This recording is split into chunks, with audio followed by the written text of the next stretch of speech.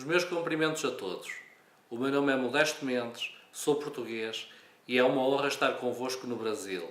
Hoje, dia 25 de abril de 2012, Dia Mundial para a Consciencialização para a Alienação Parental. O primeiro contacto que tive com questões de desigualdade parental e de alienação parental foi quando eu tinha 16 anos. Estava eu em casa da namorada da altura. Do átrio de entrada, de onde não passava, ouvi desde o fundo do corredor da casa a mãe dizer mal do pai à filha.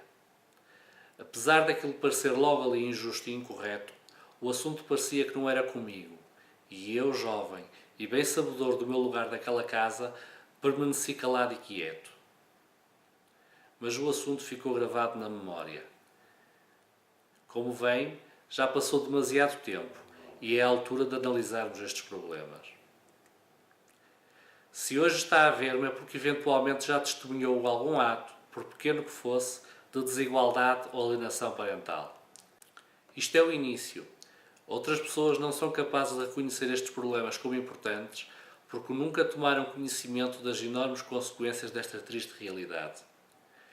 Como não viram, não são capazes de ver. Dou os meus parabéns à vossa organização por mostrarem isso aos que ainda não foram capazes de ver. A alienação parental é como um sequestro, feito em casa de um progenitor, pelo progenitor. Isto não pode continuar. Com o aumento dos divórcios e com o consequente aparecimento de novas estruturas familiares, estes são problemas cada vez mais frequentes. Este crime é usualmente cometido conjuntamente por um progenitor e pela sua família, acoberto de uma perigosa passividade social e cultural, usando os próprios filhos como arma contra o outro progenitor. Trata-se de um problema de mau relacionamento humano que dá origem a doenças psíquicas, algumas graves, sobretudo nas vítimas, os filhos, as crianças. Eu tenho autoridade para dizer algo sobre isto por diversas razões, mas também porque o meu irmão, Cláudio Rio Mendes, um advogado, foi assassinado no decurso da segunda visita à filha, definida pelo Tribunal de Família.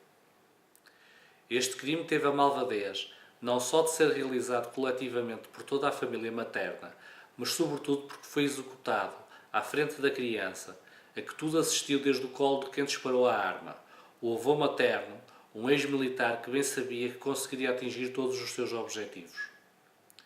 Com este caso demonstra que a alienação parental já chegou ao ponto da remoção e eliminação física permanente do pai através do seu homicídio qualificado. Mas não termina aí. A campanha para denegrir e eliminar a imagem do pai continua após a morte, sobre a sua memória, e é alargada à imagem de toda a família paterna.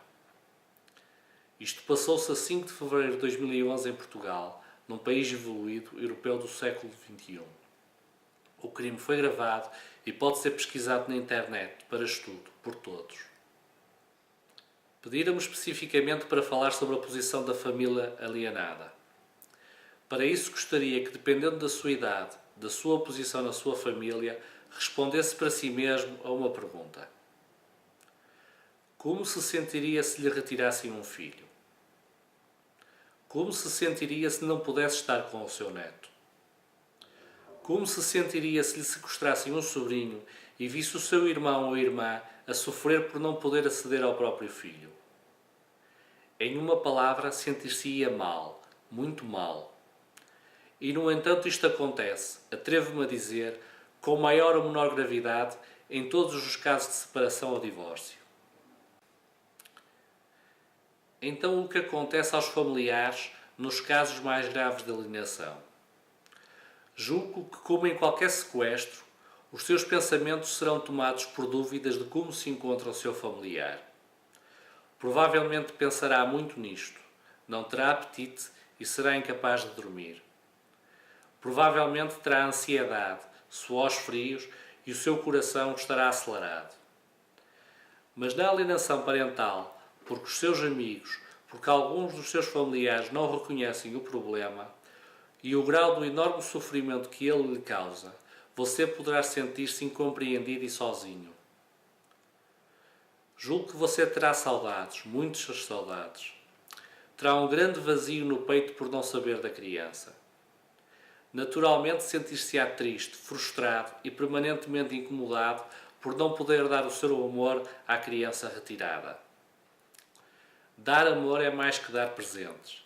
É dar palavras de afeto. É estar presente, passar tempo de qualidade e, naturalmente, servir a quem ama e manter um contacto próximo. Como é natural, você deseja estar com a criança que ama. Contudo, como tal não lhe é permitido, eventualmente sentir-se-á deprimido, eventualmente com pensamentos de suicídio ou de desejo de fazer justiças pelas próprias mãos. Sentir-se-á eventualmente impotente para resolver o problema e poderá tomar a princípio uma atitude passiva e submissa. Mas essa não é a atitude certa para com a maior das vítimas, as crianças. E então você poderá sentir-se ofendido e injustiçado, e naturalmente acabará por procurar apoio e justiça. Contudo, isso poderá fazê-lo sentir-se abandonado e perdido, porque o sistema de justiça é muitas vezes ele próprio lento, rígido, fraco e injusto. E sobretudo incapaz de lidar com os sentimentos e com as necessidades das pessoas, especialmente em questões de família, tantas vezes sobrevalorizando o natural, o óbvio, de que quem deu à luz e eventualmente amamentou foi a progenitora. Mas isso não a faz por si só uma boa mãe, muito menos uma boa educadora, um bom exemplo ou a melhor referência para a criança. Provavelmente você sentirá tudo isto e muito mais por muito tempo, demasiado tempo. Por todo o tempo que leva a resolver o seu problema de alienação. E devo avisar-vos que estes problemas persistirão, muito provavelmente até e se calhar mesmo depois dos filhos terem a maior de idade. Mas isto não tem de ser assim. Isto tem de ser visto e resolvido pela justiça e pela sociedade.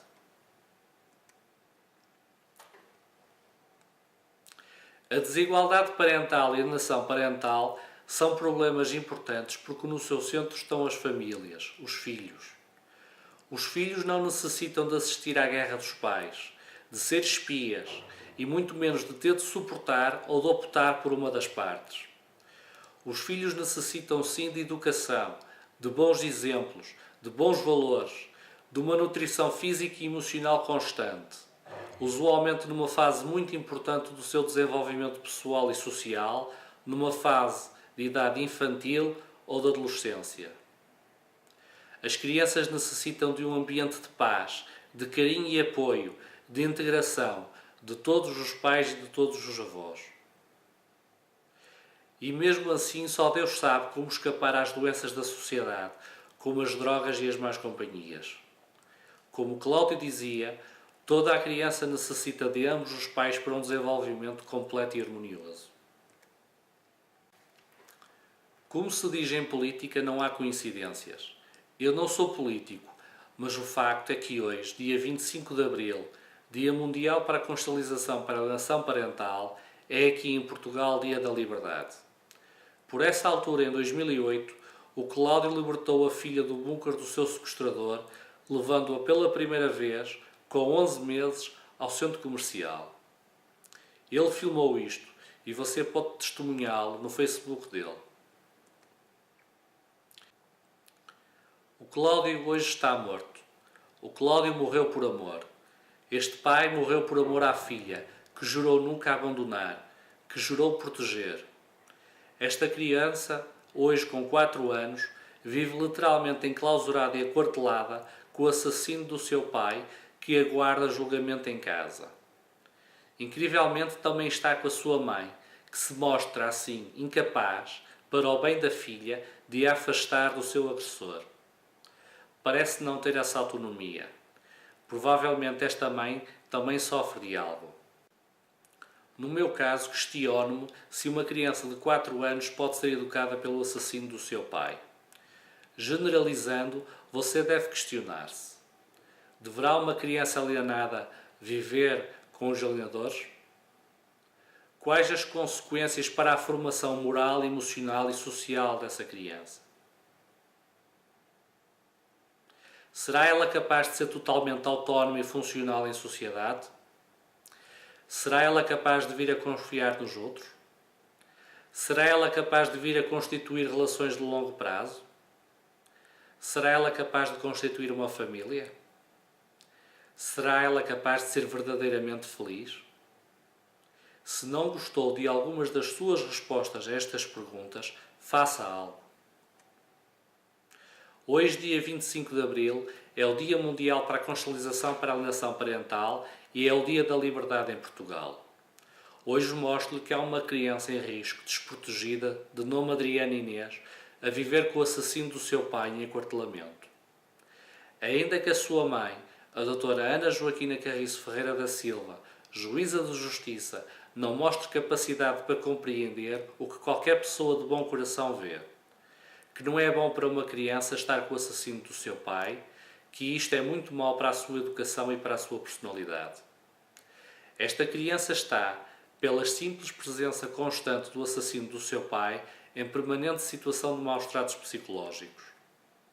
Esta criança está em risco. Esta criança foi abandonada pelas instituições, pelo Estado e pela Justiça portuguesa à sorte do seu agressor. Embora esta criança tenha a família paterna a lutar por ela, no local certo, nos tribunais de justiça, esta demora demasiado tempo. E o tempo corre contra as vítimas. As vítimas necessitam de socorro imediato. A justiça parece valorizar o natural, o óbvio, que as progenitoras geraram e deram à luz. A justiça parece não questionar o que é melhor para a criança.